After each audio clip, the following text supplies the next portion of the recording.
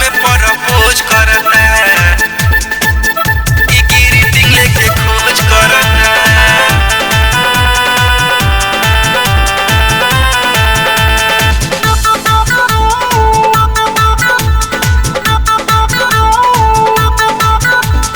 दीदिया तोर देवरा हमसे रोज कहता, दीदिया तोर देवरा हमसे रोज कहता रे, दीदिया तोर देवरा हमसे रोज कहता। नया साल में प्रपोज करता ई ग्रीटिंग लेके खोज करता। नया साल में प्रपोज करता ई ग्रीटिंग लेके खोज करता। अजबे गजबे किस्म के पोज धरता रे, अजबे गजबे किस्म के पोज धरता।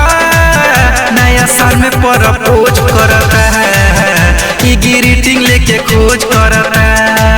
नया साल में प्रपोज करता ई ग्रीटिंग लेके खोज करता।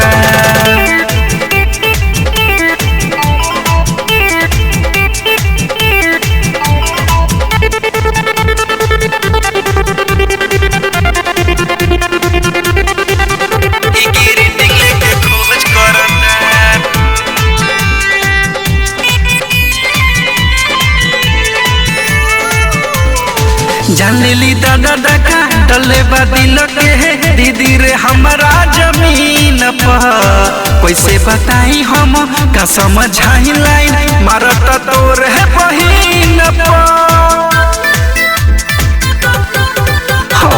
जान लेली दादा डका डले दिल के दीदी रे हमारा जमीन पर। कैसे बताई हम का समझाई लाइन मारत तोरे बहिन पर। वीडियो कॉल हमारे डोज भरता पिकनिक मनावे रोजे भोज करता। नया साल में प्रपोज करता ई ग्रीटिंग लेके खोज करता। नया साल में प्रपोज करता ई ग्रीटिंग लेके खोज करता।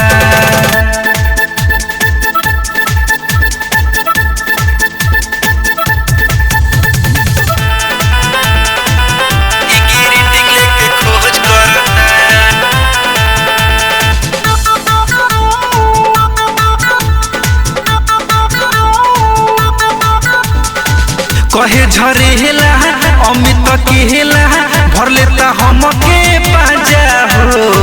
पप्पू परे है मिही आकाश भी कहले बनल चाहेले दुल्हे राजा हो। हाँ कहे झरेला अमित केला भर लेता हमके पाजा हो। पप्पू परे है मिही आकाश भी कहले बनल चाहे दुल्हे राजा हो।